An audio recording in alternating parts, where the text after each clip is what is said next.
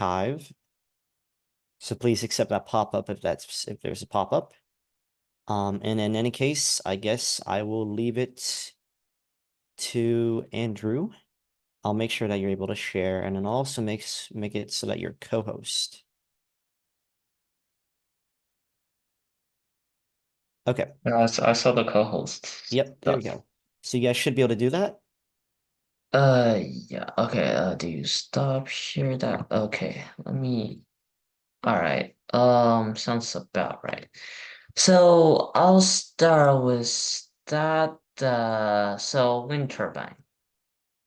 Okay, let me check on P-bar here. Seems like, okay, we got enough.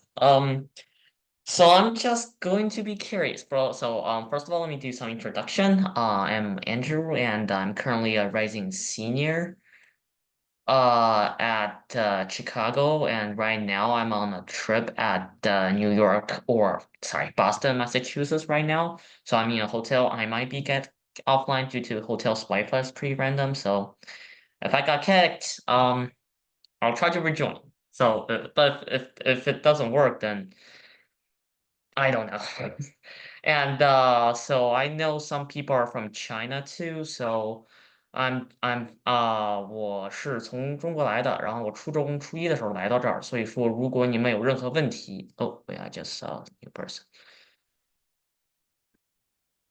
All right, so Yeah, thanks for that. basically, if you guys have any question, just feel free to ask me at any time if you want. 对于中国同学来讲，如果你有任何听不懂，我会在PPT 中的一部分加入中文作为解释，对于难点。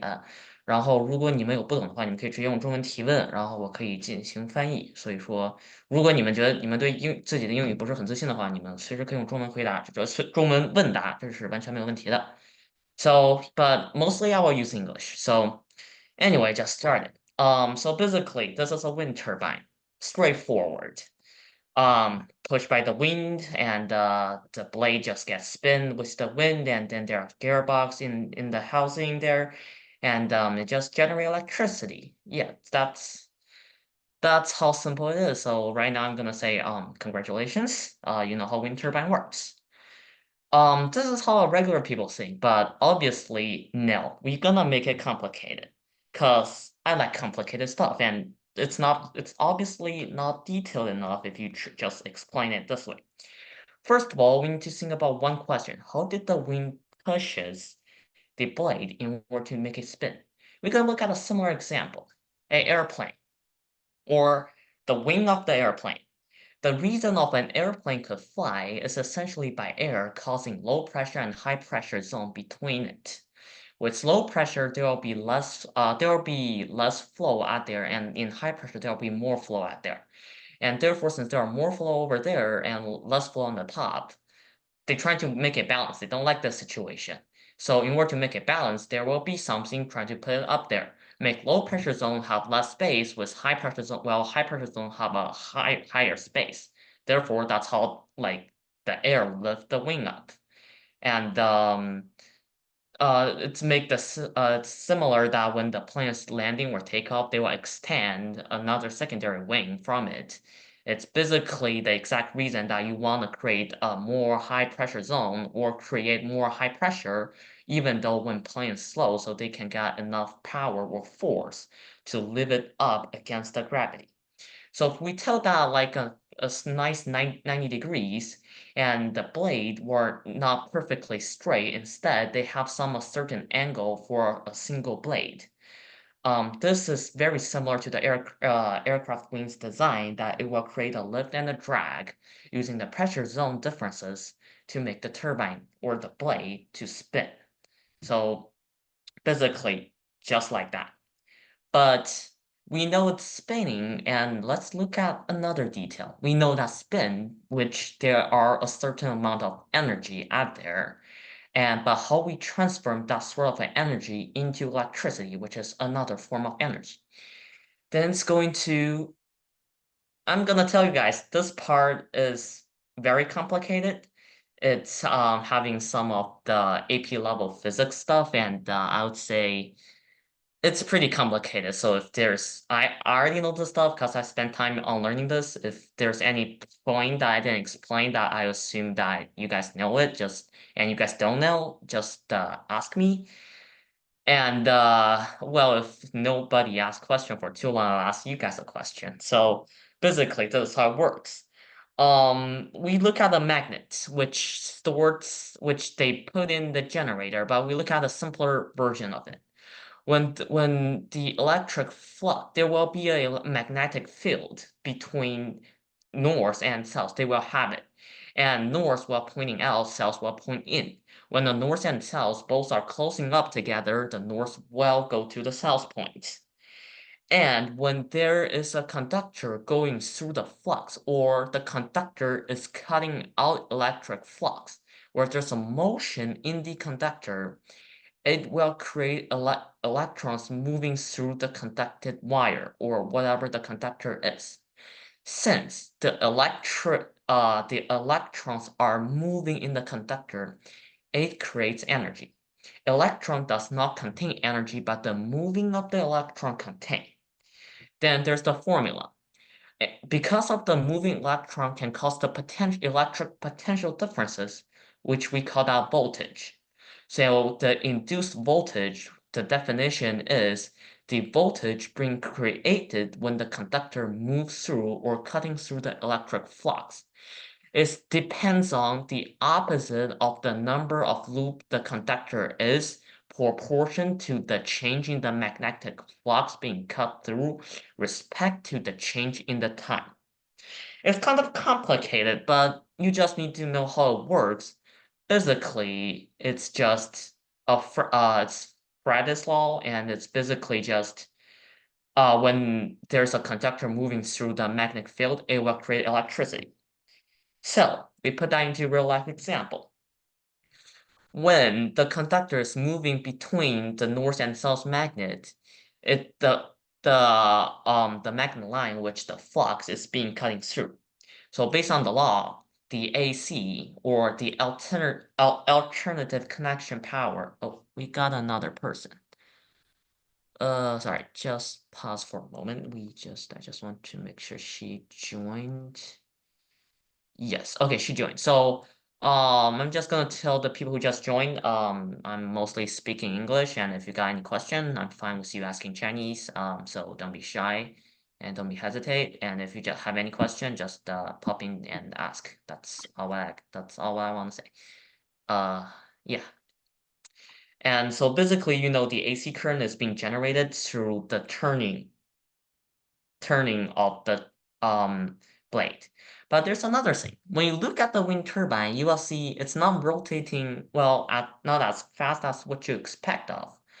Um, so there's one more thing in between the system, which is the gearbox. Gearbox is pretty simple. Since any moving things, according to the physics law, is turning, which means it has some sort of inertia. In Chinese, it's usually called as 扭矩. And since there's an inertia, means the torque being pushed on to cause the inertia. And since inertia exists, there will be a momentum in the system.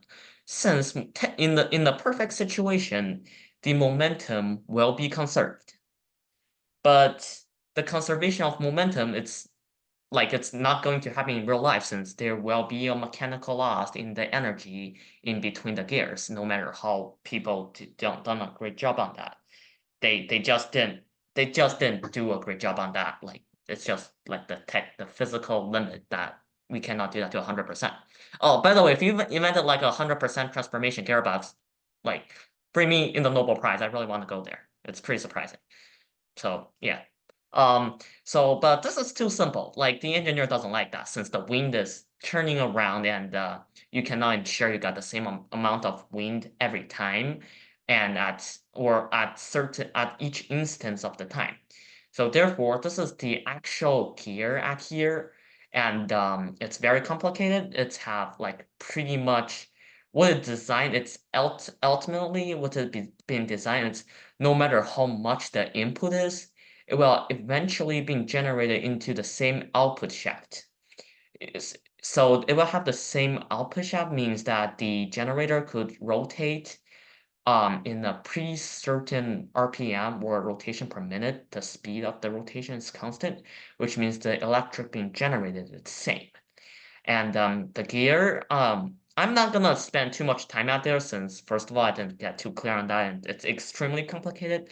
They have a variety of fault tolerant system to prevent like even though one thing failed, the other things could also work properly. But eventually the ultimate meaning of this is that even though it looks slow when it's turning at the outside, it is actually not necessarily means slow. Like it has that much of a power or momentum in the system and will ultimately being changed into it. Well, how much it can be changed? Let me tell you what. So each turn of a blade with like a blade doing a 360 turn, it could generate 3 kilowatts of power, which it's actually a lot.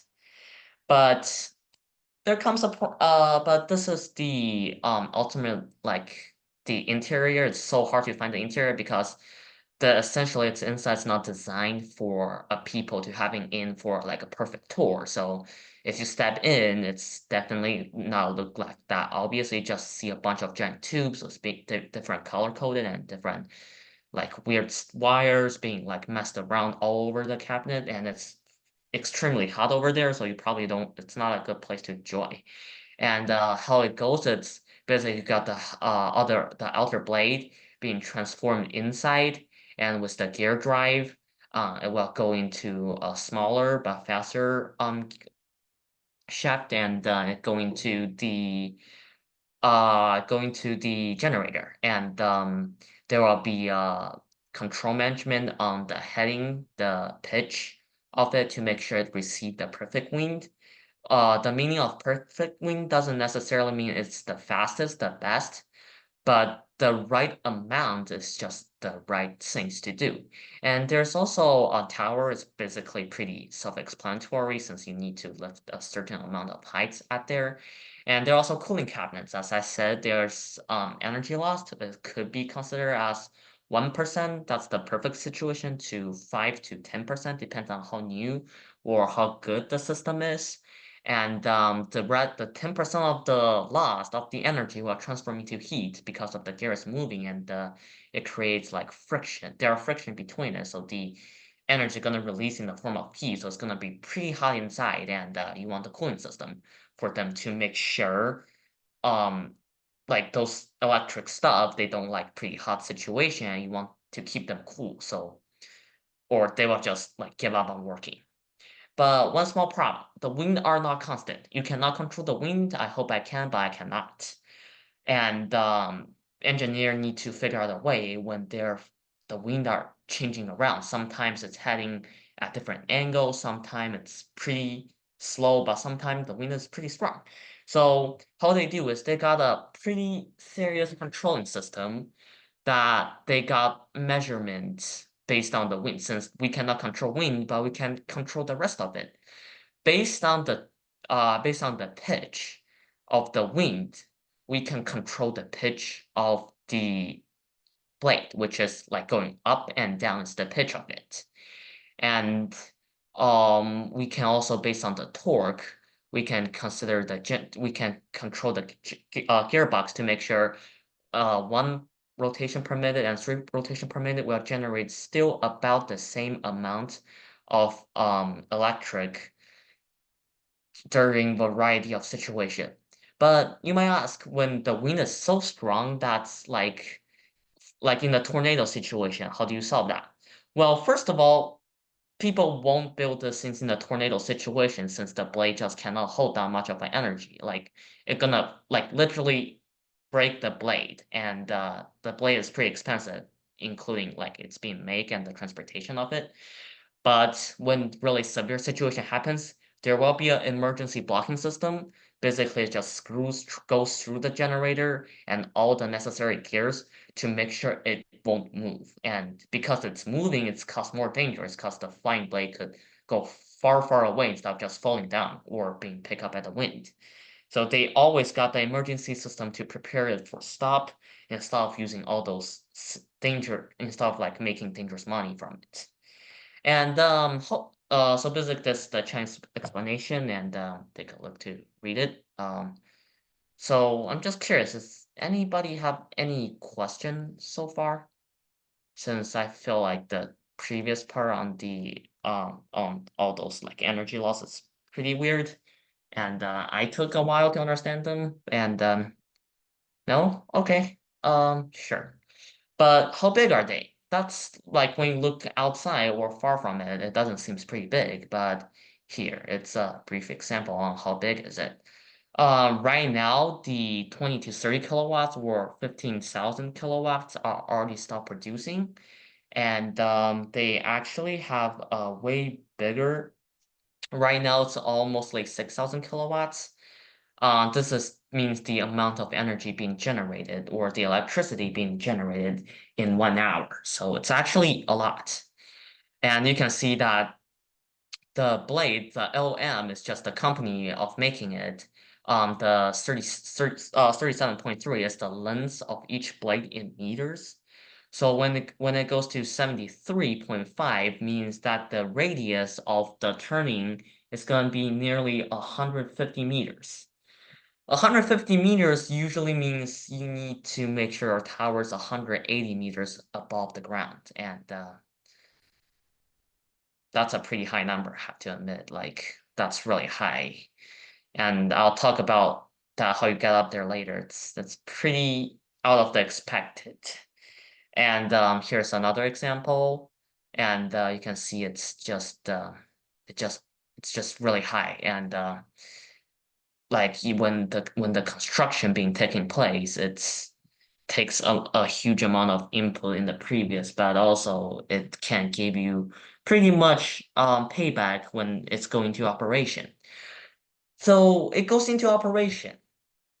It needs to have a necessary point of storing the energy.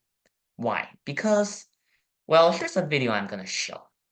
That's basically thanks to this is actually belong to MIT physics department. And let me wait the ad goes over. And basically, it's just trying to say that when this the designing system, there's a wire at here, and those are the 12 volts battery, which produce energy with a current. And this is the next switch, just control the whole system, open and off. This is the long wire, just a conductor. And does the strong magnet to simulate in the extreme strong current and the Earth's magnet field. The strong magnet does not necessarily happen in real life, but sadly, Earth have its own magnet field, and when the current goes big, because it's only a 12 volts battery, it cannot generate that much amount of current. So we're gonna use a strong magnet to prove like how strong this is. And when the person pull down the switch, and you can see pretty obviously, the wire will jump.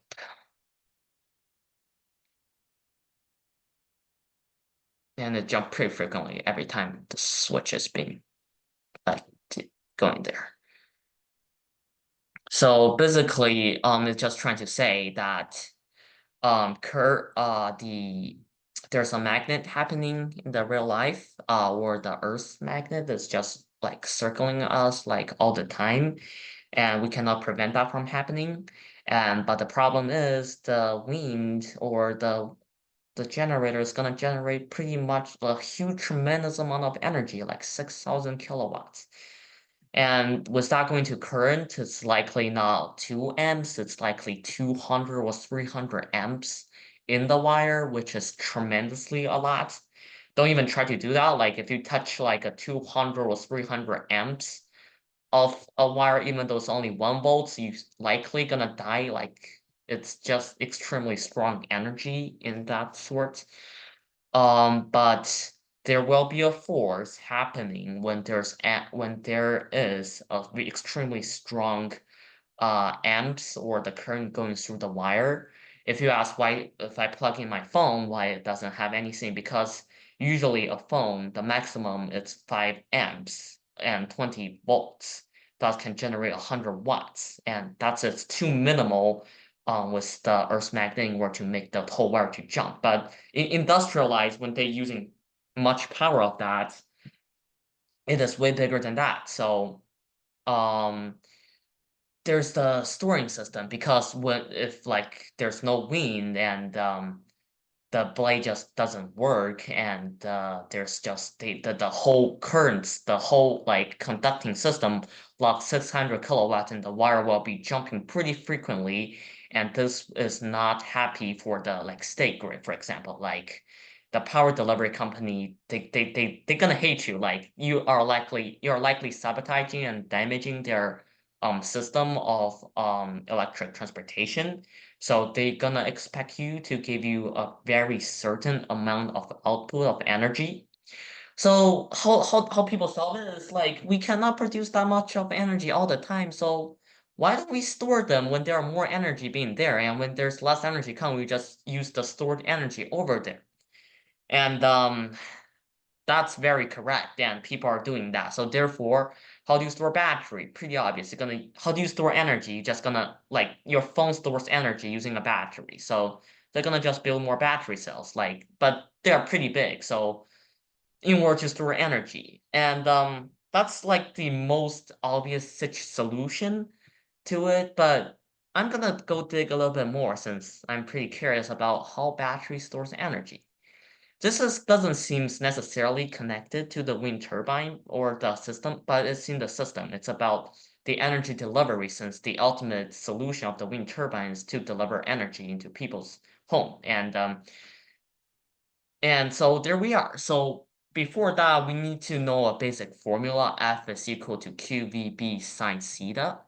F is the force. It's measured in newtons, which is its proportion to kilogram, and Q is the charge on the object. It's in coulomb. It's just the representing of the charge. B is pretty straightforward. It's velocity, or the speed of the object. It's been measured in the meter per second of how fast this thing goes. B stands for the magnetic field. It's usually a constant number in the Earth situation, but in school, they usually give you a certain amount, so you really don't need to worry about that. Sine theta, that's a pretty interesting number, because sine, if you guys learn trigonometry, which you guys should be learning that if you guys are in the high school level, and sine, okay, theta means the amount of angle it has since like crossing through the magnetic field. And zero if it's parallel, since nothing of the flux being cut through, and one is perpendicular, means it cutting the most of the magnetic field. So therefore, with a little bit of a transformation of the formula, change velocity into L over T, which is the length over time, and all those interesting formula, they can eventually generate it into F is equal to ILP. If you don't know about that, don't worry, I'm gonna show you later. But you are not gonna learn. You will learn this if you are in US high school. You will learn this in honors physics level. And for the formula on the right-hand side, you cannot escape it. You will learn that in AP Physics. C, I can ensure you will learn that. I'm not sure about 1 and 2, but it's gonna be pretty complicated. And the next step, there will be some calculus involved. So if you want to run away, sorry, it's too late. So here we are, the next slide. Another formula. Uh, it's just basically it's called the Ampere's law, and it's discovered by the person Ampere, and its law is basically ultimate solution of that equation is that there will be a force when a current and magnetic field exist. And how do we calculate that? F is equal to IL cross B sub times B, which means in a conducting surface or a conducting material exists where there's a current inside that, and there's a magnetic field around those around those conducting material, there will be an electric force, and it's being measured depends on the angle of it. The perfect situation is 90-degree perfect, and then it will just be 1. If it's not 90-degree perfect, there's the cross section out there. There will be a certain sine or cosine factor being plugged in, since it's proportional to the angle, which is the strength of the force. I'm not going to explain too much on how detailed this is, but eventually the ultimate solution to know is that magnetic field exists since sadly we're on the Earth and we cannot prevent that part. The current exists in the conducting material. Sadly, we cannot prevent that part since we're delivering energy in the wire. So the ultimate solution of those two is there will be a force being generated since those two, we cannot prevent those two factors from happening. And when we deliver a strong current, as we showed previously in the video, there will be a strong force. So that's why we want to build a battery station to store those energy. And now I'm gonna explain how battery works. Right now, the most common type of battery is a lithium ion cell.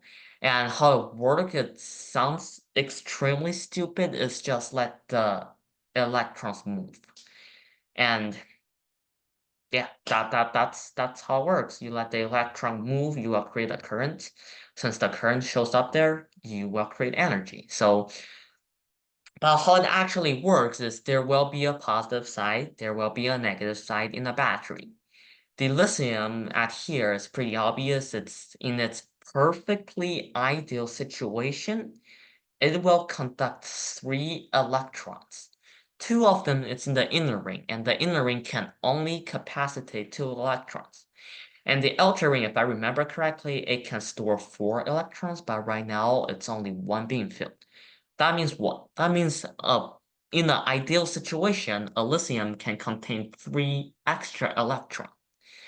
So, being that built into place, we put that in the electrolyte, and in the situation where there's 0%, the energy stored is 0%, which means that lithium are only having 3 electrons. We have more than enough lithium out there, and we plug in the battery. We move the electrons into the system. The lithium will tends to absorb 3 electrons, and therefore it will got 2 in the first ring and 4 in the outer ring. This is the perfect ideal situation. We can assume it that way on the paper, but if you go into real life, I can ensure that this situation is 100% not going to be show up. Because it's real life and those are like elements and they're extremely random and they're good at being random. So everything I show up here is just the perfect situation. It's not going to happen in real life. If you say there's a lithium contain 4 or 6 electrons, no, it's not going to happen. There might be one of them is, but it doesn't mean all lithium elements are being uniformly distributed like that when there's in a charging battery. Don't say that. It's not like scientific, just not going to happen. Like the world just doesn't work like that.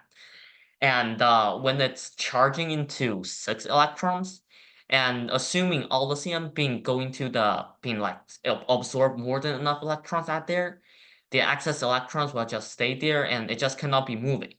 And when there's going to the output system, and that's when the fun part starts. It will likely there will be a separator out here which only allows pure lithium going through.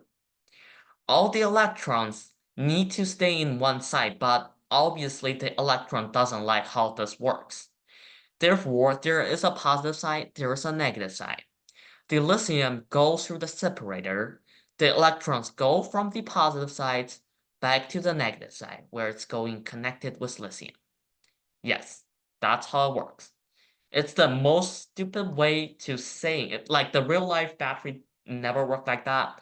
But this is the simplest way of explaining how battery works. Basically, I'm going to find a carrier and I'm gonna let that carrier move like just like a taxi. You just let the driver go from there and let all the passenger carrying their luggage going through from positive side to negative side.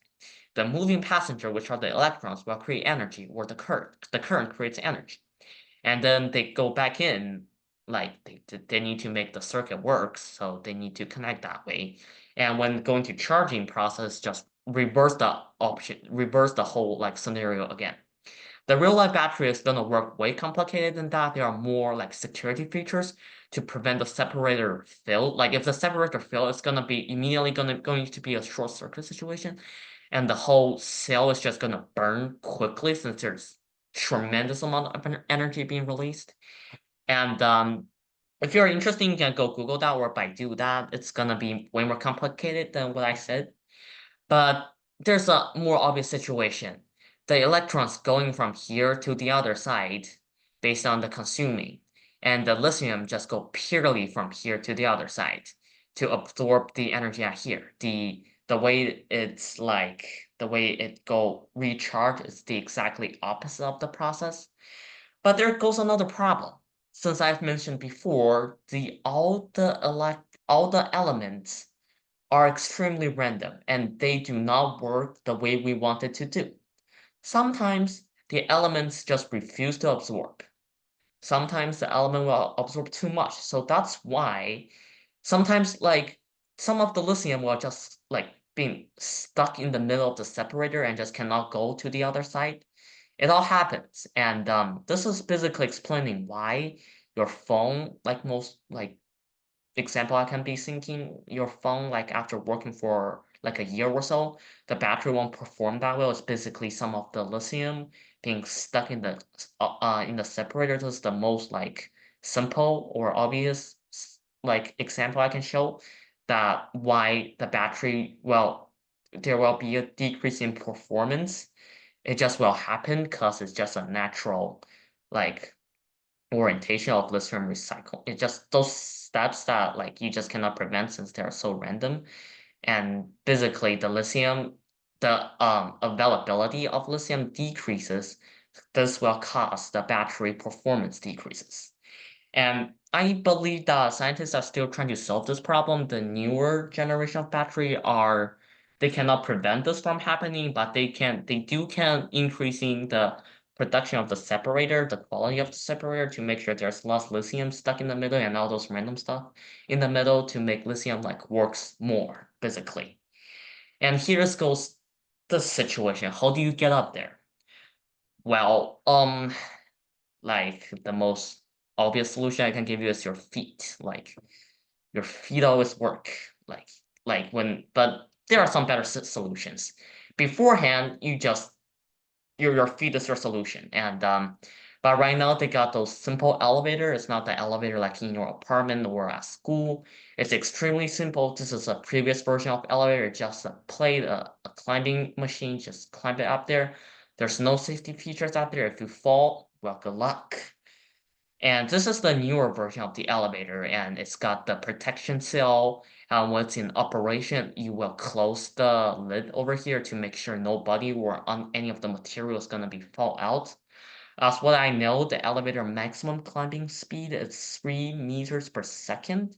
So it takes a while. It takes like a minute or 2 minutes or so to climb up there. And let me tell you how you feel in it. It's pretty hot since there's no active cooling system in here since they don't need that at the bottom.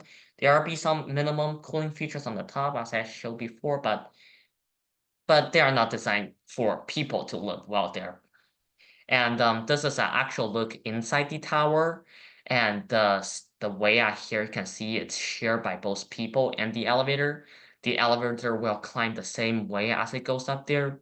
The iron shield out here is basically just to prevent if somebody falls there, somebody fall by accident. Well, obviously nobody hope this thing comes into real life, but there's at least a minimum protection out there to prevent the workers just fall all the way from top to the bottom. They have those minimal protection. I think it's every 10 meters or so to prevent people like go too hard. And the elevator will just go through the stairway. They don't have too much like it doesn't make sense if you build a too luxurious elevator in those situations. And the wires out here, the three of the minimal wires are for controlling system, like the sensors for remote controlling to control the pitch. There's a controlling system at the bottom and there's a controlling system at the top.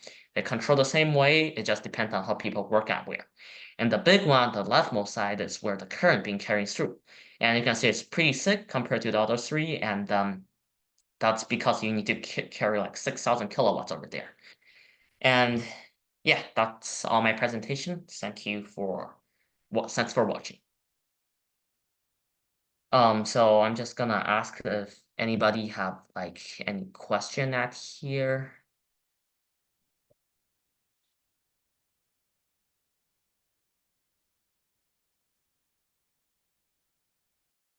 Yeah, so I guess Andrew, I got a question for you. This is one of those things where it's like probably a question that a lot of like societies kind of thinking about. In your opinion, what makes like the wind turbine superior or like inferior or like, compare it to other sources of renewable energy like hydroelectric or solar? Like why is the wind like good More in any way? efficient than the Yeah, others. more efficient. Yeah, that's a good way to put it. So, for example, if you're building a hydroelectric, well, pretty obvious, you need to be tremendous. It's gonna take a billion bit of place, like thousand of acres of place, and you need to potentially build a dam, and that's probably another minimum of 10 years of working. So if I try to build a hydroelectric power plant like right now at 2024, with all the buying land, all those construction process, I cannot even sure if this thing can put into use at 2034. It's about 10 years, and we cannot prevent, and it takes too long. And the wind blade, they can build that in, depends on the area. If you put that into some of the common area, like near the city or Mhm. near the factory, they can build that in 2 to 3 months. Okay. This is extremely fast, and compared to the 10 years of building process, this is a huge benefit. And compared to the price, building a dam versus building a 150 meters tower plus three blades, it's pretty obvious that those things are pretty cheap.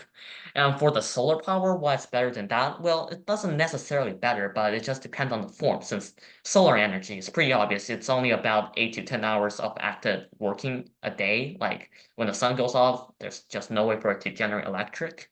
Hmm. And the wind doesn't necessarily like that, even though winds are pretty like random, but when you go up there, it's kind of stable. So relative to the solar, it's kind of stable, but mostly right now the people are thinking about combine the solar and wind like together with the same power station. So when the wind goes out, the solar can put on work. When solar goes out, the wind can put on work. Kind of like Yeah. that situation. Right, because I was just Oh, thinking that like some areas have more wind than others, right? And some areas have mhm. more sun than others, so you just base it off of whatever is more common in one area. So, Yeah, and I also got a private chat where the question is what countries use this technology the best, or where is it the most promoted in? Well, two questions. So first of all, what countries use this technology the best? I have to admit, China. Um, since like the gold wind that's called 金风电力 and all other, I think Shanghai Dianneng, it's also another company. Like they are the two biggest company in China. I can say like Goldwind is definitely a tremendous one. I can ensure that. They just built. I think they just have a new 150-meter blade being put in. So definitely, it's tremendous. And if you live near Shanghai area, and there's a bay called like I think it's at the PBG airport nearby, and at the east south of the PBG airport called Fengcheban. You can search that on Google, and you can see there's just the tremendous amount of farm out there. But it's only for experiment. There are more things at Xinjiang, at like Guizhou. It's all around the China since.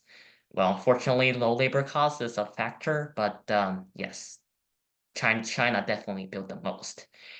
Whereas most promoted in, I was gonna say China, since government gave a lot of like price, like they really government really pay a lot to like suggest the company using those energy since yeah, this most obvious situation I can think of since like people will go tents for money and government pay for that. So yeah, that's my solution.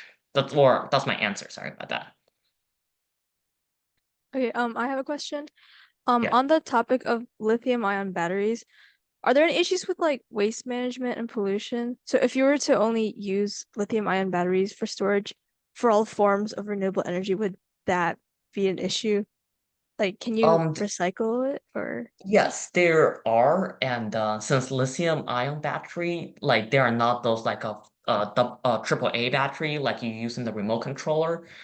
Usually, people will. It's been designed for renewable. Like since it's about renewable energy, if you put a part in the renewable energy process, which causes extreme waste, usually not. You can. I think what they can do is they can They can reuse the hydrolyte, they can reuse the separator after a certain cleaning process for sure. Lithium, I'm not sure if they can recycle that since they already put into the element level. The whole box, like all the outer shell of those things, they can pretty much recycle it. So basically, only the certain amount of lithium, like solution out there, cannot be recycled, and the rest are mostly could be just directly reused or being reused after a certain process, a certain process being made into the situation. Yeah, so yeah, and I mean the battery storage is just most common solution since that's the easiest. And there are also other way to store energy, like using potential energy for storing it, using water to store it. There's all variety of like ways to do it. Any other questions for Andrew? No other questions in the chat, right, Andrew? Yeah, I only got one. Yeah. But either way, pretty good questions. Thank you everyone for asking. And also thank you all for coming. So yeah, we really appreciate you guys for being here for this session. And Andrew, great job as always, right? I would say this is a pretty interesting like topic to talk about because a lot of people, whenever we think about the idea of renewable energy, right, we think about wind, but we don't really understand how wind turbines work, and we don't understand like the varieties that there are and the technology that's involved. And better understanding this kind of gives us an idea of like what we're going to be using to support and eventually replace the fossil fuel driven energy that we're using currently. And so it's always good to know about what we're going to be replacing. And since energy is such a big thing in our lives, and electricity is just probably the most important thing in our lives nowadays in a modern society, it's very important to talk about things such as the wind turbine. So, so long as no one else has any other questions, I would again, right? I would again like to thank everyone for being here. And other than that, I hope you guys have a wonderful weekend. Thanks for presenting as well, Andrew. Good stuff. All right.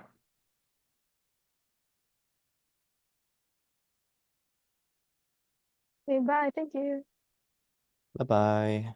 Bye.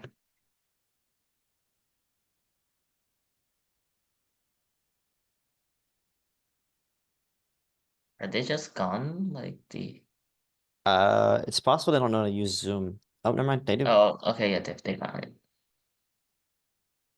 8493957. I can just remove them. Okay, sure. All right. So, Mom, this is the face page, right? I don't know what you mean by face page, but this is it. Yes. Okay, good. Yeah, good work, Andrew. That was a pretty All right. complicated wind Yeah. turbine Good job, presentation. gentlemen. Yeah, very nice. Yeah, good stuff. Yeah. All right, next time is Carol, I believe, right? Yeah, I think Yeah. so. Next Okay. week, the same time. So yeah. Good thing your Wi-Fi held up. Yeah. So All right. bye. Yep, see you.